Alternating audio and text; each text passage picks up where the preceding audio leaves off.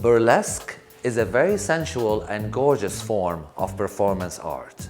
Pink Play Mags, one of our magazines produced by Inspired Media, dedicated a whole edition a few years ago to the art of burlesque. Our editors-in-chief back then felt that this art form is making a wonderful and big splash and comeback. So get ready for a hot, sexy, and R-rated episode of On the Couch as we dive into the world of burlesque and chat with some of the hottest performers around. Mademoiselle Belle Jumelles was on our show a couple of episodes ago for a short segment, but we thought to bring her back because she has a lot more to say. So come with me, let's go have a chat with Belle. Hello, Belle. Hi, Antoine. Hello. Belle, you are one of Toronto's most popular burlesque performers. Tell us a bit about what makes you unique, what makes your style very unique. That's a great question. I feel like every burlesque performer, especially in Toronto, has their own unique thing that kind of sets them different from others. I like to sing during my performances. I mean, live. I do performances without live singing, but I do like to incorporate live singing into my performance. I also feel like one of my things that is the most received by others, or the feedback I get the most from others, is that I'm really engaging with the audience. Like, I like to, rather than just be that showgirl on stage, I like to share those moments with my audience members. And I also have recently started getting a lot of responses of watching me perform makes people feel good about themselves. So tell us a bit about the work you do, some of your productions, some of the stuff that you've done, you're doing. Yeah, for a really long time, I was not exclusive, but doing a lot of work with a group we called ourselves a Platinum Production. So it involved Johnny B. Goode and Saint Stella. And we would produce shows like the Diva Offs and Belle's Boudoir and our holiday special. What kind of made us unique as a production team is our shows tended to have some form of storyline. So it was kind of like theater meets burlesque. Nice. So we would include all the same elements of the sexiness of burlesque, but there would be some continuation or at least a story arc through our shows. I also produce an event called Butch Femme Salon, which is essentially in the end a sweaty dance party. Where does that happen? It happens at Buddies and Bad Times. And what it is we theme the party every single time. So people get really into dressing up in theme, the audience, yes. Wow. So people who come to the party feel equally comfortable in their everyday street clothes. But some people really go all out and get into costume. Tell us about one theme, like example. Circus. Like we did a circus themed party. Got dressed in circus, so people dressed as lions and acrobats and so onesies and all kinds of different costume ideas that people come up with, and I love to see how creative people can get. And you have a relationship with Pride Toronto? What do you do with them? I do. I love that you call it a relationship. I am a volunteer programmer for them. I program exclusively burlesque for them. So every year, I've been doing it for 3 years, and every year they give me kind of the parameters of how I'm going to program burlesque for them in that year. So the first year I did it, it was all on the Village stage, and it was basically working with the other drag queen and drag king programmers and finding out what was the best way to kind of spread our local community talent. And then last year, when Mathieu was introduced to Pride, it became a burlesque extravaganza, and we ran 7 hours on the South Stage. And it was amazing. What do we expect this year? This year, it is a 2.5-hour showcase on the Village stage, Saturday night of Pride. Check it out. Yeah. All right. There is a burlesque festival, I hear? There is. So a lot of larger cities, basically, any major city, I would say now, who has a strong burlesque community, has started producing burlesque festivals. This year is the 9th Toronto Burlesque Festival. Wow. And the committee is really wonderful, and they take applications. I apply every year. Actually, this year I'll be doing an act with Johnny B. Goode and our roommate Trixie Jones, a little homage to Beauty School Dropout. Yeah, so it's going to include some live singing and choreo and very cool. striptease. So yeah, we're pretty Johnny pumped. will be up on the episode very soon too. Festivals, sorry, is this exclusive to the LGBTQ community when we say burlesque and festivals? No, not at all. Like this Toronto Burlesque Festival specifically is all people. Everyone's welcome. But I also recently developed a self-love body positive workshop. That is a 3-hour workshop that I'm really proud of. That's in your bio, preaching the self-love gospel. Yeah, I use that workshop to kind of spread that. Self-love, I don't think is what you think about. I wasn't. Getting your mind in the gutter. It's more about getting to a place where you really do enjoy who you are and what body you're living in. And being able to put out that positive energy and spread it around. A beautiful message. I feel good about it. So a performer with a beautiful message, we like that. An inspiring performer. We're gonna take a little break, everyone. We're gonna go check out what Kat Grant has for us, and then we will be back with Mademoiselle Belle Jumelles. Cheers.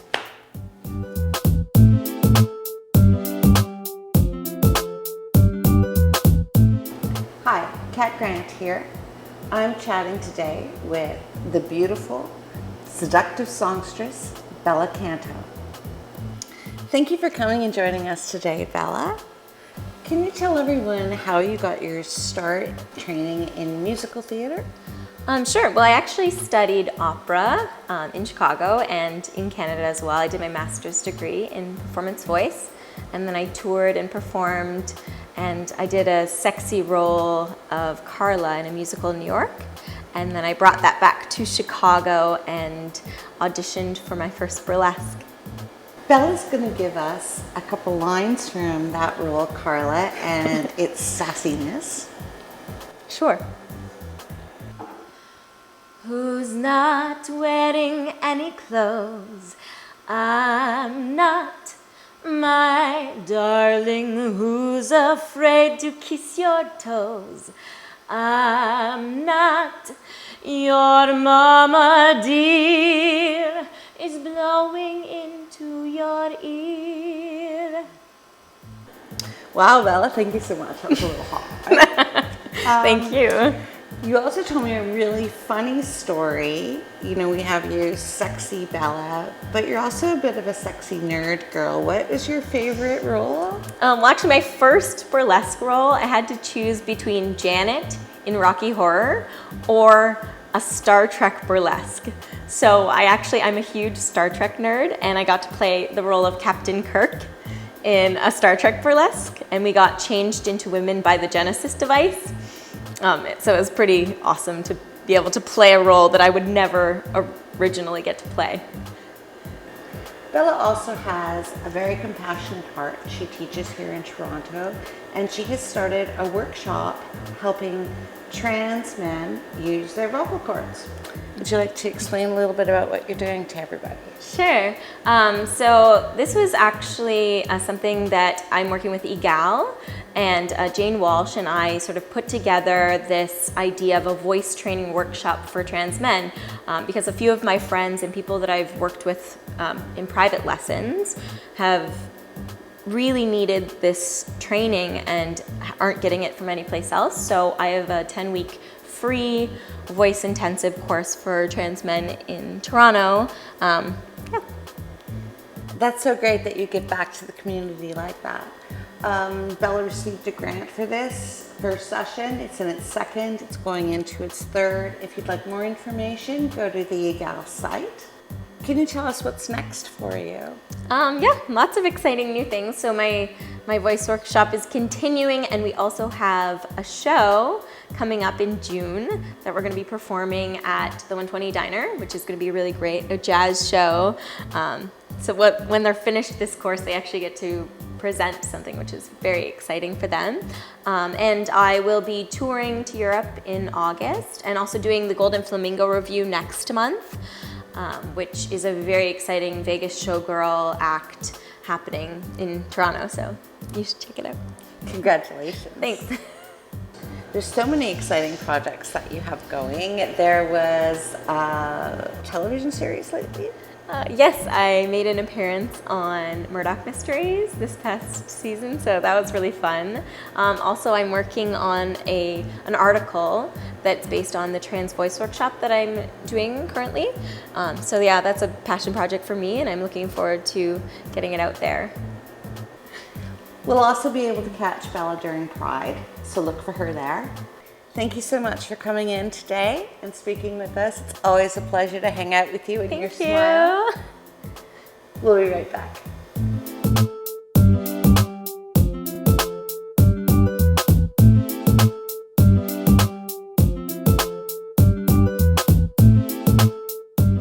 And everyone, we're back and we're playing with some boas being all sexy and stuff. Tell us a little bit about a quick history of burlesque. Belle? The history, important, because otherwise we wouldn't be here today. Actually, burlesque, like the term burlesque, was used for something that didn't even include striptease originally. Okay. What is the term burlesque? Is there a meaning to the word? There's I think Latin, don't do that, I don't know the answer. Look it up on Wikipedia. Oh, that. Okay. The history. I think there's some Latin background in it. Okay. But essentially in the beginning, it was women doing revivals of plays, mostly Shakespeare, but in its most extreme form. So they were turning it into a comedy and turning it into things that were over the top and exaggerated. And then in the 1920s and 30s, you saw burlesque start to take its form that you see today. And that's when you saw a lot more of the sequins and rhinestones and feathers. Moulin Rouge was developed in that time. People like Gypsy Rose Lee were doing their thing. Tassels were introduced. And then you saw it kind of take a crash during Prohibition.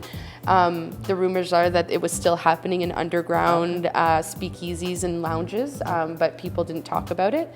And then in the 90s, you saw the revival happen. So the States, it started happening first. In France, I believe it started happening there.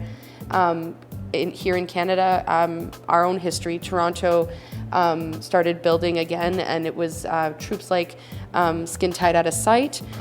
Scandals were doing some stuff in that time, and it was a slow build. Like it took a while, and then suddenly, all of a sudden, it's what you see today, which is, you know, and well we're over. Glad it's back. So many performers are doing it today here in the city. Do you ever feel shy or intimidated? Like I love being naked, but I don't think I could be in front of a crowd. I think burlesque is what has gotten me out of my shell. Like if you knew the person before Belle Jumelles, the thought of doing anything like this was terrifying. But who I am today, it now empowers me, right? A more powerful person because of burlesque. Absolutely. Like you go on stage and you have that moment where you start to, get the crowd going, and they're making all that noise for you, and they're excited.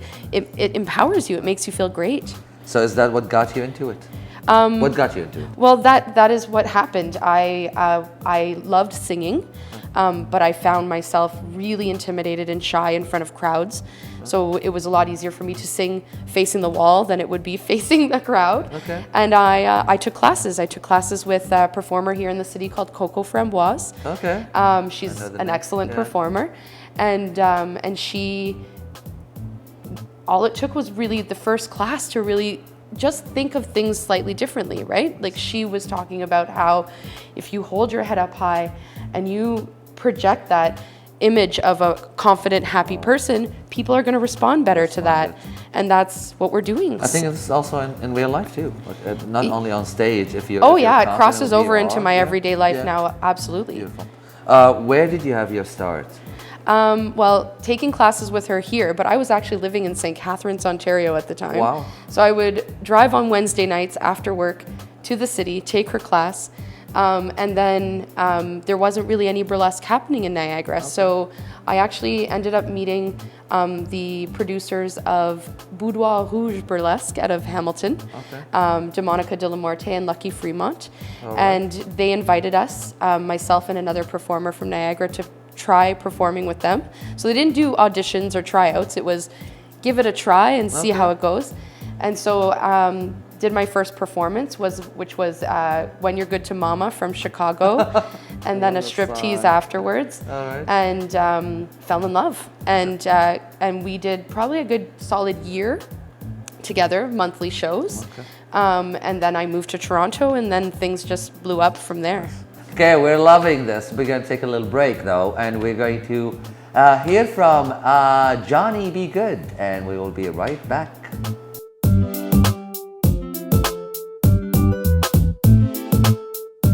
Oh man, I have my hand in so many creative fields. I like to sing, I DJ, and in terms of the burlesque community, I do something I like to call soft burlesque. Soft burlesque is kind of the PG-13 version of burlesque. I might not strip as much as other performers, but there's always a reveal, either a costume change or, yeah, like there is a bit of stripping. I have quite a few pairs of underwear that have rhinestone cod pieces on them.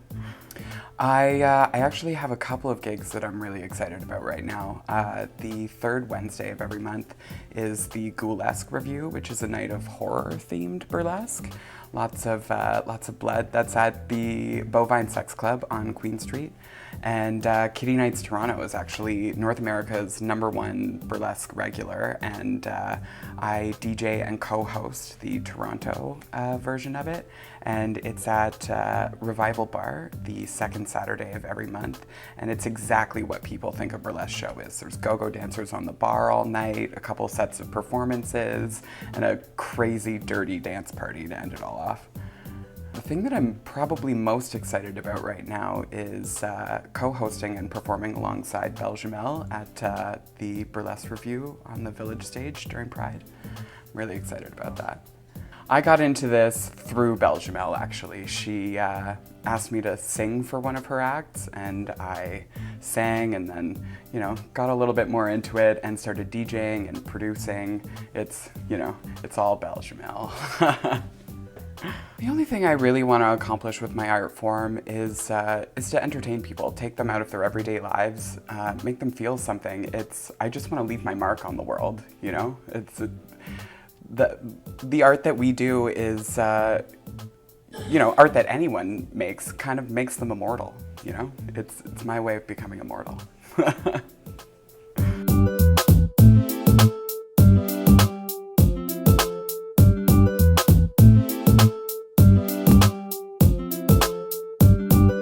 And we are back with the lovely Mademoiselle Belle Jumelles. Let's get to know the person behind the persona. A little bit about your upbringing, where were you born, family, heritage, that lovely stuff. Yeah, like I said before, I was born in St. Catharines, Ontario, to a Catholic French family. They must love you. Mom's English, dad is French. Okay. And they're really supportive, though. I was going to say, are they supportive? Very, very wonderful. Like the day I came out, my mom wanted to scream it off the rooftops. My daughter is gay and she's proud and happy. They didn't go to church and pray. No. I feel like extended family probably would have gone to church and prayed, but my immediate family was very, very supportive and always have been. Okay. Come to my shows. Like and hoot and holler louder than anyone else. Really? They don't do this? Oh no, they love it. It took my dad a while to come around, but my mom loved it from the beginning. She actually, the first show she came to, she said, "Belle, I feel like Beyonce's mom." And I was like, okay, Mom. That's good, actually. You know what? I have a story. We did a photo shoot with Skin Tight Out of Sight. And I took my dad and we drove around picking people up and whatever, and then we arrived at the venue, we're doing the shoot, and they all dropped their clothes and started putting the tassels. I'm going behind me, this dad is like, oh God, he's watching It's this. great. But he was so cool with it, he loved it. Yeah, my family's really wonderful. Nice. And I mean, my niece is 4, and when she sees pictures of Marilyn Monroe, she goes, "Auntie." My sister just lets her. Nice. So, Belle, what inspires you? Inspiration is an interesting thing. It is for everybody different. Yeah, I think just actually going into smaller towns outside of Toronto and seeing how people are growing their pride festivals and their things like that is what I find inspiring for me, is the motivation and drive that people have to stand behind community and bringing people together is probably my biggest inspiration. What change would you like to see in the world? Oh man, that's a hard one. It's a big question. Yeah, I think my deepest wish as far as change is people being able to acknowledge error, right? Wow. Like I think it's time for us to get more comfortable with the fact that like sometimes we're gonna screw up things, sometimes we're gonna say offensive things, and being able to apologize for those things and grow as people and become better. If I really believe, this is good. I really believe that if the whole world would just get to that place with less defensiveness when you we'll screw have up, less wars and less people hating we could each other. exactly like it's not about never being an asshole, if I'm allowed to say that. Hey, it's an R-rated. it's not about never being an asshole. Sometimes we're gonna screw up, right? We've lived different experiences. I was born. Own up to your I was born in a small town, a white girl. Of course, I'm gonna say something that's probably not gonna be okay. But if I can apologize for it, acknowledge my error, and grow as a human, if we could all do that, I think the world would be better. And we are going to take a little break. Then we will be right back here. Cheers.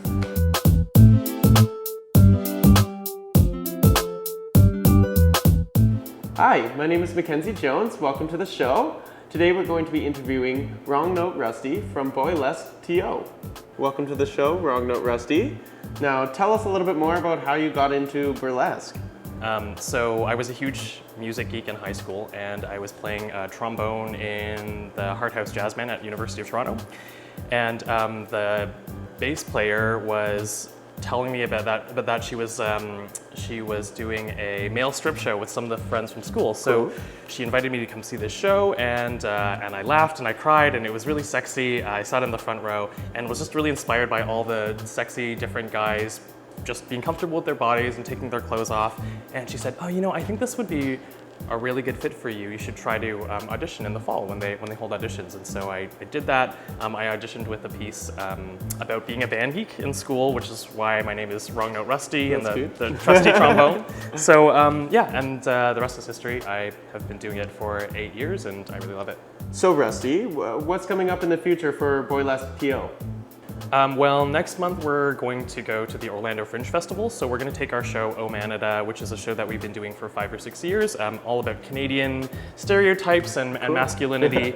And we're going to take it to the Orlando Fringe Festival to do a 2-week run next month. So that'll be really exciting. We've never done a show on tour out of the country before. So tell me a little bit what burlesque means to you.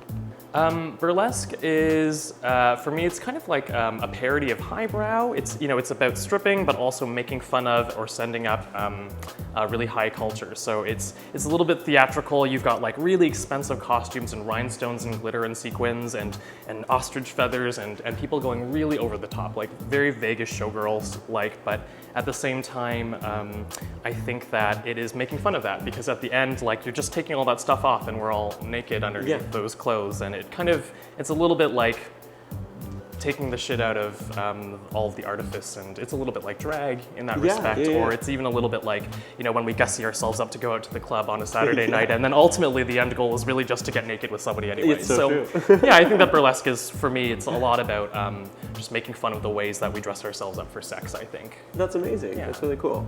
So Rusty, why don't you tell me a little bit about Burlesque TO? Right, so Burlesque TO is Canada's premier all-male burlesque troupe. We started 8 years ago here in Toronto, and it sort of came out of a bunch of people that went to University of Toronto together who were trying to explore what male burlesque would look like, because there weren't really a whole lot of other male performers or troupes doing burlesque at the time. So they wanted to explore masculinity and stereotypes around masculinity and male body positivity. So yeah, since then there are other male burlesque troupes that have popped up in Canada and around the world, and we're sort of one of the longest running. And that's really cool. Yeah, we were on Canada's Got Talent back when that was a show a few years ago. I got my ass censored on TV. I auditioned for that too. Where do you see burlesque going in the future? Oh my gosh, that's a tough question. I would say that I think that burlesque is moving, it's really exploding, and it has been exploding in the past 15 years. It's becoming really mainstream, and everybody's getting really involved in diversifying it, making it more theatrical, exploring gender a little bit more. I think that it's bleeding into performance art and drag and circus arts a little bit more, and I think it's becoming a little bit more legitimate. Like, you see burlesque aesthetics in films and music videos and in theater, and I think that's really exciting as more people become comfortable with the idea of burlesque. It becomes more accessible to people, and yeah, I think that we're going to see a lot more new things in burlesque. Cool. Yeah. Well, thank you, Wrong Note Rusty, for being on the show, and we'll be right back.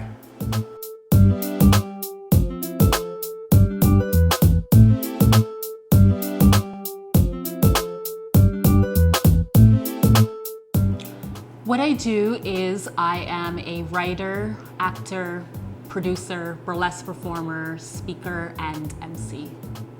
I think what makes what I do unique or different in burlesque is I approach burlesque from a spiritual point of access and from a feminist point of access, and I am the founder of Les Femmes Fatales. What I've acted in Red Lips, Cages for Black Girls. I have also acted in How to Stop a Revolution. I was also a part of the collective Les Blues. I got into burlesque because of Josephine Baker.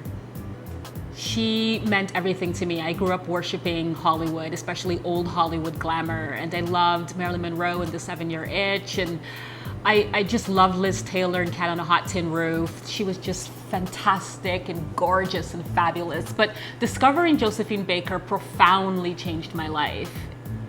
I would say what I've accomplished in burlesque is I am the founder of Les Femmes Fatales, and Les Femmes Fatales is Canada's only troupe primarily for Black women and women of color.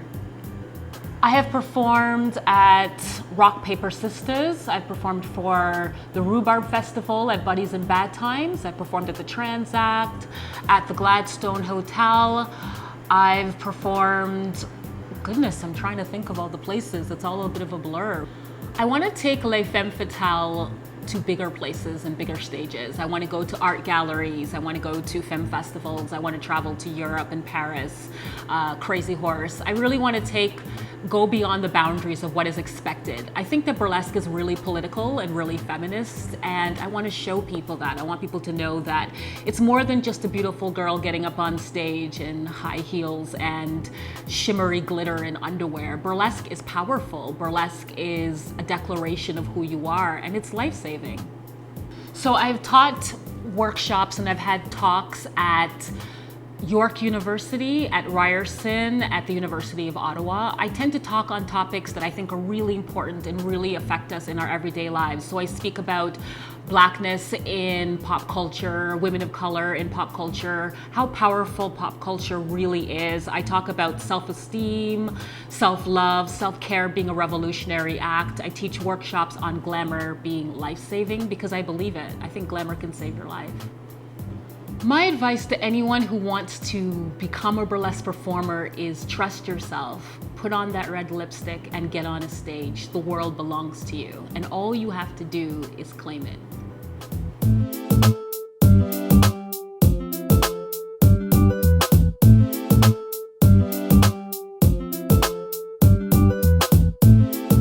All right, and we are back after hearing from Dainty Smith. And we are with Belle, and we're gonna start wrapping up. So we're gonna ask the quick questions that we usually ask. So fun. There. What's your favorite color? Red. Yay. Yeah. So what's your favorite flower? That's a hard question for me to answer, so I'm just gonna say rose. Just go with the easy answer. Yeah. Your favorite movie? Wow. Oh. Big one. No. It's really embarrassing. Connie and Carla. Oh my God, I love that movie. I really love it. No, it's good. Favorite dish to eat? Pizza. Favorite dish to make? Pizza. Pizza. You make pizza? No. From scratch? No, 'cause I'd be over it. It's my favorite dish to make because I can take it right out of the freezer and just put it in the oven. I call them my super pizzas, then I add things to it. Of course. Somewhere you'd like to visit? Amsterdam. Nice. What do you do when you get home after a performance? I cuddle the dog Okay. and get naked. All right. Best way to wake up? With soft kisses. Aww. And what do you think about the movie Burlesque and Be Nice? Antoine, I know you love that movie. The musical theater person in me loves the musical numbers. Okay. The burlesque performer in me is so disappointed. It's not a documentary, really. It's good for what it is, Yeah. but it wasn't all that. I'm with you. Last words for someone who's interested in pursuing the art of burlesque? Do it. Even if you feel nervous and scared, just take a couple classes because it really does. Comfortable? It changes your thought process. Fabulous. All right, and last words to our community. Let's be kind to each other. Beautiful message. Thank you, Belle, so much for being here. Thank you. It was nice. Now, was that fun and sexy or what? I have the urge all of a sudden to enroll in a pole dancing class, but I won't, I promise. Like us on Facebook and subscribe to our channel. Thank you for watching our show. Until next time.